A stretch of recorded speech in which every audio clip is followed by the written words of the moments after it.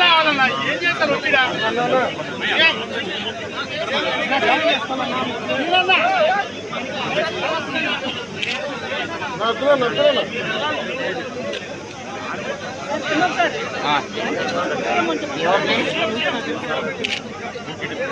ఇక్కడికి మంత్రివర్గం అందరం ఉన్నాం. ఇక్కడ అందరం కూర్చొని మేము ముగ్గురం కూర్చొని ఇందాక గౌరవ ముఖ్యమంత్రి గారి సూచనల మేరకు ఇందాక సోదరులు మన లోకేష్ గారు చెప్పినట్టుగా దాదాపు 50 లక్షలు ఎక్స్గ్రేషియాన్ని ప్రకటిస్తూ ఉన్నారు.